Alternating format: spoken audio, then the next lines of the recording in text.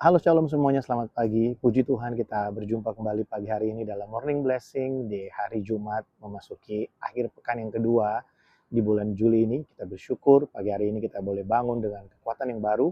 Dan pagi hari ini sebelum kita beraktivitas di hari Jumat ini, saya mengajak kita untuk merenungkan satu kebenaran firman Tuhan. Dan secara khusus Bapak Ibu Saudara, dalam beberapa waktu ke depan ini kita akan belajar dari satu buku yang ditulis oleh seorang penulis Kristen yang sangat luar biasa, namanya adalah John Piper. Kita akan belajar dari buku yang berjudul Providence of God. Nah, hari ini kita akan memulai, kita akan melihat dari 1 Korintus pasal yang ke-10, kita akan melihat ayat yang ke-31. Di dalam bagian firman Tuhan ini, di sana Rasul Paulus menegaskan kepada jemaat yang ada di Korintus, dan juga buat kita semua, bahwa segala sesuatu yang kita lakukan, apapun yang kita perbuat, kita harus membuat segala sesuatu melakukannya untuk kemuliaan Tuhan.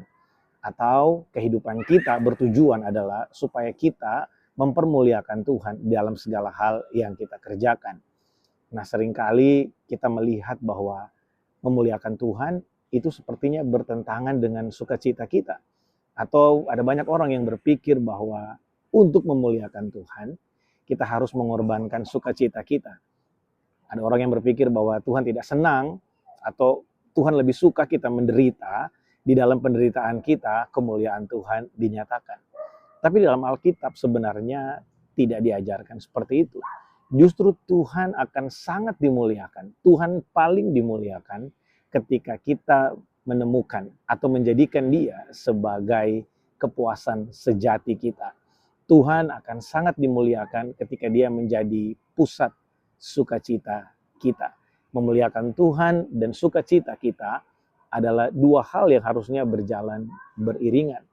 Tuhan bukan hanya mau kita mempermuliakan Dia, tapi Tuhan juga mau supaya Dia menjadi pusat sukacita kita.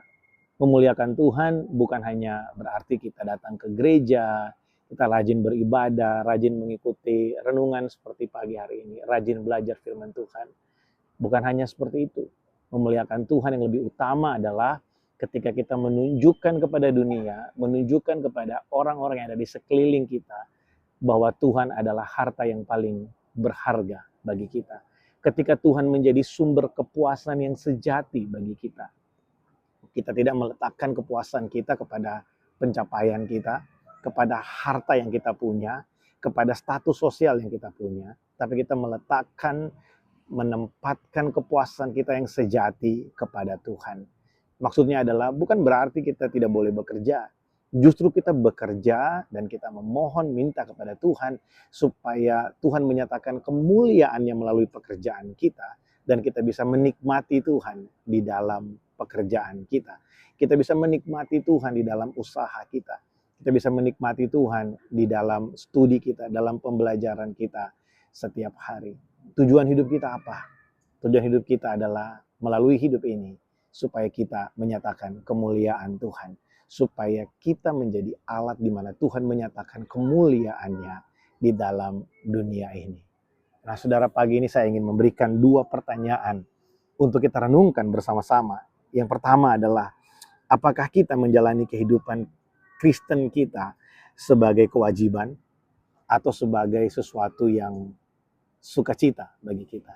Apakah kita menjalani kehidupan iman Kristen kita sebagai suatu kewajiban penuh dengan tuntutan, atau kita menjalani kehidupan iman Kristen kita sebagai sesuatu yang menggembirakan bagi kita? Karena kita tahu dalam ketaatan kita sedang menikmati Tuhan. Dalam pekerjaan kita di kantor, dalam usaha kita, dalam studi kita di sekolah, di kampus, kita sedang menikmati Tuhan melalui setiap proses kehidupan kita.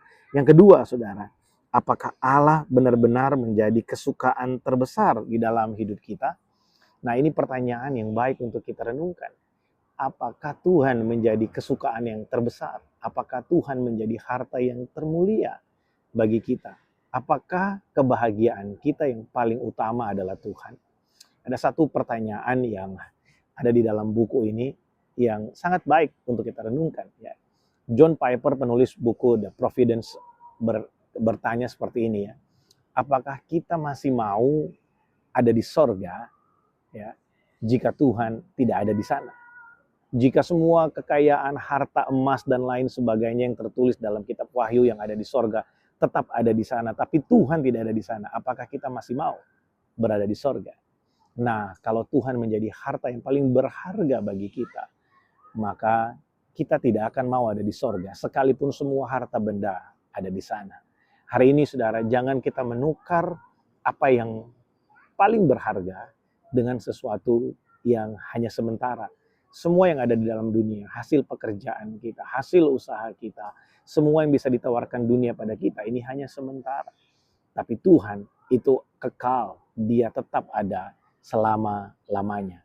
Dialah harta yang paling berharga bagi kita. Dialah pribadi yang seharusnya kita nanti-nantikan, yang kita rindukan sepanjang kehidupan kita.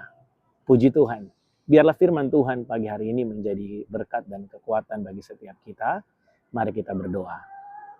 Roh Kudus, terima kasih untuk hikmat yang Engkau berikan bagi kami, sehingga kami boleh memahami kebenaran-Mu hari ini. Aku berdoa Tuhan, mungkin di antara kami ada yang bergumul Tuhan tentang tujuan hidup, apa yang harus kami lakukan, apa yang menjadi penyebab kami ada dalam dunia. Biarlah pagi ini kami diberi hikmat oleh Roh Kudus untuk kami boleh mengerti bahwa kami ada supaya melalui hidup kami nama-Mu dipermuliakan di dalam dunia ini. Melalui pekerjaan, melalui studi kami, melalui usaha kami, nama Yesus dipermuliakan. Berkatilah kami hari ini Tuhan. Tolonglah kami supaya kami belajar untuk menjadikan Yesus Kristus sebagai harta yang paling mulia, yang paling berharga dalam hidup kami. Terima kasih Tuhan, berkatilah kami hari ini dalam segala hal yang kami kerjakan. Biarlah hidup kami sungguh-sungguh menjadi tempat di mana nama Yesus Kristus Tuhan dipermuliakan. Terima kasih Tuhan, kami bersyukur. Dalam nama Tuhan Yesus kami berdoa. Amin. Puji Tuhan, selamat beraktivitas di hari Jumat. Tuhan Yesus memberkati setiap kita. Shalom.